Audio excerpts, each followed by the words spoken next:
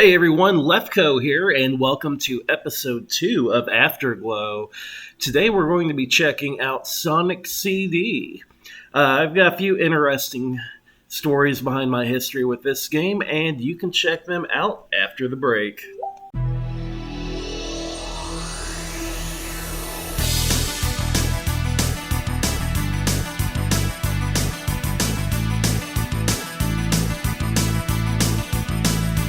If you're strong, you can fly, you can reach the other side of the rainbow. It's alright, take a chance, 'cause there is no circumstance that you can't handle. When you use your mind, Sonic Boom, Sonic Boom, Sonic Boom, keeps you running faster. Sonic Boom, Sonic Boom, Sonic Boom, save the planet from disaster.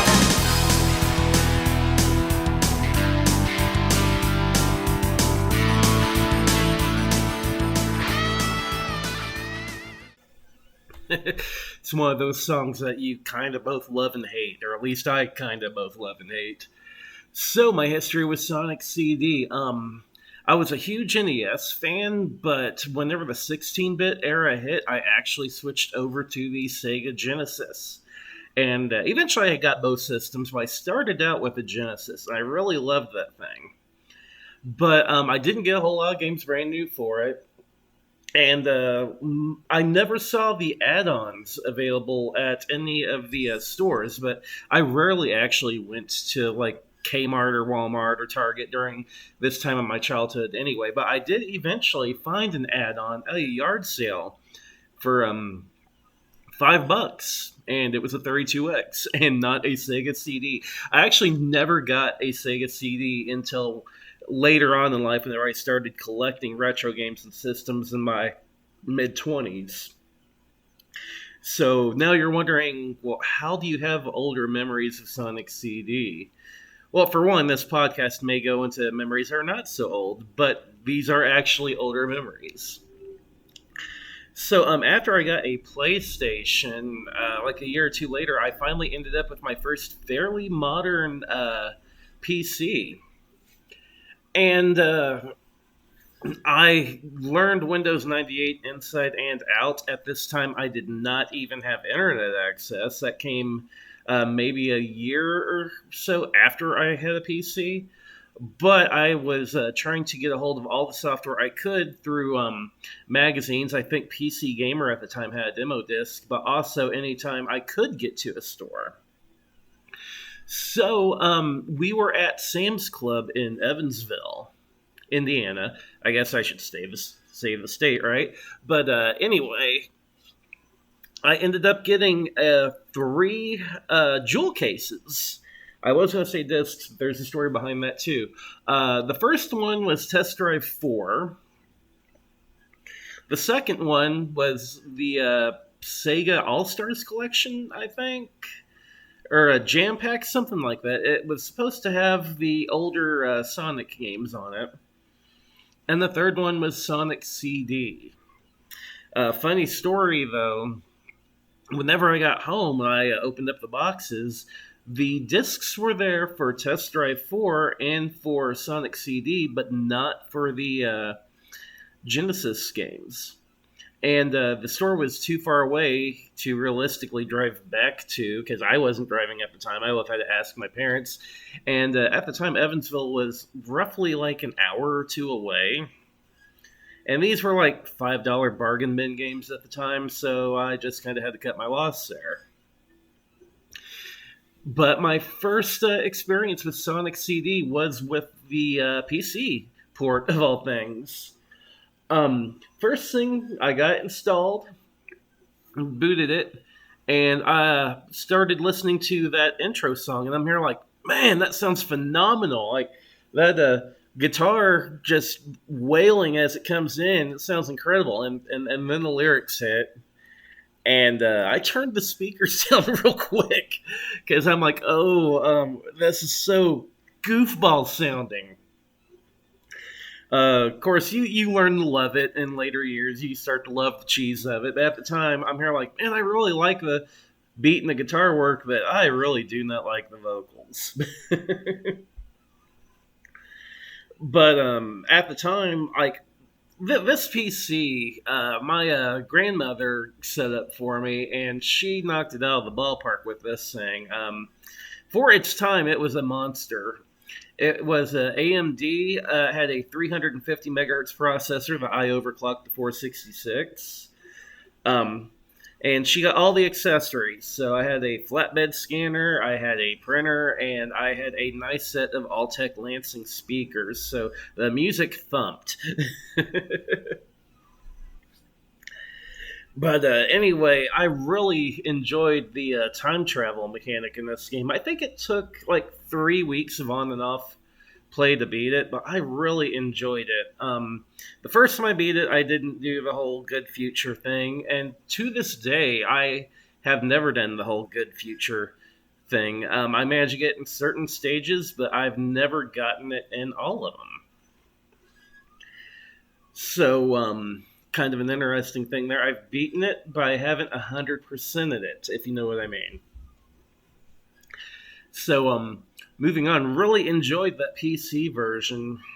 That's the only version I ever had, to be honest with you, for the longest time, until eventually, later in life, I got finally, got on eBay and got a Genesis Model 2 with another 32X and a Sega CD. And at the time, I was living at a place in Petersburg, Indiana.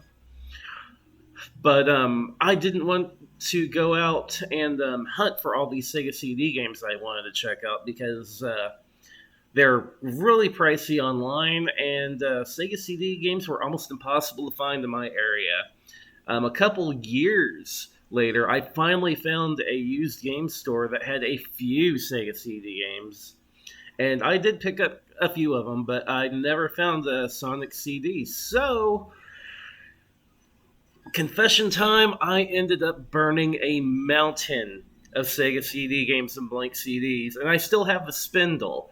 And yeah, I know what you're all thinking. Do what you want, 'cause a pirate is free. You are a pirate. Yar, har, fiddle indeed. Being a pirate is a right indeed. Do what you want, 'cause a pirate is free. You are a pirate. You are a pirate. Yeah, I hear you, but hear me out on this. I have a huge, massive video game collection, and a lot of the games these days are ridiculous as far as being able to get the money to buy them. Go online, look at prices of Snatcher. Like, it's insane. So, do I feel guilty? Absolutely not, because I have paid a mountain of money for a mountain of games. Anyway, replayed it on the actual Sega CD, and it had something that the PC version also had, but not nearly as bad: load times. The PC game kind of had some load times where Sonic would do a spin and do the time travel thing. You'd get a screenshot for a second, not very long, like maybe a second or two, and then it would transfer you back into the time period that you had set up with. Well, the Sega CD version, whenever I played it, it had some significantly longer load times than what I was expecting. Still an awesome game, though. But the reason why I bring up the whole burning discs thing, and this is kind of going off on a sidetrack, but I found out about mods and user-made games that you could burn onto a Sega CD format blank CDs and play them. Pardon me. But that's how I discovered Sonic Mega Mix. And it was an amazingly fun game. I really enjoyed it. And it had a few elements of level design that really reminded me of Sonic CD. Like, if you go through the original Genesis games of Sonic 1, 2, 3, and Knuckles, the level design, for the most part, it's like you can see the path in your head. I don't know how best to describe it, but Sonic CD doesn't have that. The level design feels more chaotic to me. And it's always felt like that to me, even whenever I was a kid playing these levels. Now, these days, I can go back play all those original cartridge-based Sonic games, and there's familiarity with them, and there's familiarity with those Sonic CD levels as well, but the Sonic CD levels still have that chaotic feel to them in a way. Shout out to Knuckles Chaotix. So, anyway, the next time that I ended up grabbing the game and playing it was on Android through the Whitehead version whenever it came out in the Google Play Store, and I beat that game on touch controls, and I had a blast with it. I loved the fact that you could change the soundtrack, so that was the first time I got to enjoy the game using the Japanese soundtrack. And I'm probably an outlier on this. A lot of people prefer that Japanese soundtrack. I prefer the US soundtrack, so to each their own, I guess. But really enjoyed the Android version of it. And then recently, or not recently, but I ended up purchasing it again on Steam. And sadly enough, that version isn't available anymore because Sonic Origins came out, and they want you to rebuy them again. And me being the sucker I am, and not paying full price, I think I paid like $20 for it, but I ended up grabbing Sonic Origins. Just because I loved the idea of turning Sonic 1, CD, 2, 3, and Knuckles into one huge cohesive story. It's the biggest reason why I got it. I played through it, and I liked the extras with it as well. That being said, I didn't think it was worth no $40. But it was an enjoyable experience. But that is my history with Sonic CD. I'm going to try to pad this out a little bit more because I do want to talk about the game itself. Again, this is a wild thing I brought up earlier about the level design, and I think part of it is that this game and Sonic 2 were in development at the same time. And if I recall correctly, Sonic CD was made by a completely different American team, while Sonic 2 was made by the Japanese team, and I could be confused, I could have that backwards, and I'm not in the mood to Wikipedia it right now. But I think that's part of the reason why the levels feel so different to me. Because the two teams had completely different ways of level design. And you can kind of see that with Sonic Mania if you go and grab it, because it has a different style of level design that's not quite like the cartridge games, but not quite like Sega CD. Although I feel it leans more towards those cartridges, but it's got elements of the kind of like chaosness of CD in there. That's all my opinion, honestly. But I would love to see another game in that kind of style of Sonic CD. We haven't seen that since. Like, even Mania, which was supposed to jam all these styles together, to me it jammed like the cartridge styles together, although it did bring back Metal Sonic and Erase. Spoilers. But other than that, I didn't really feel like there were a lot of Sonic CD elements in there. And that past, present, future aspect was really cool. And I feel like it's something that we could see again if they really wanted to come out with like Sonic Mania 2. That would be a great mechanic to add in there. But that is going to wrap this up for now. Hope you enjoyed my history and thoughts on the legendary Sonic CD.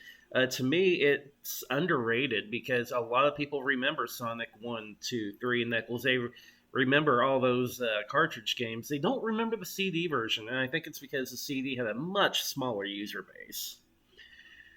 But I really, really enjoy it to this day. So, here's the outro with more of that cornball lyric music, but still awesome guitar music. I'll see you on the next Afterglow.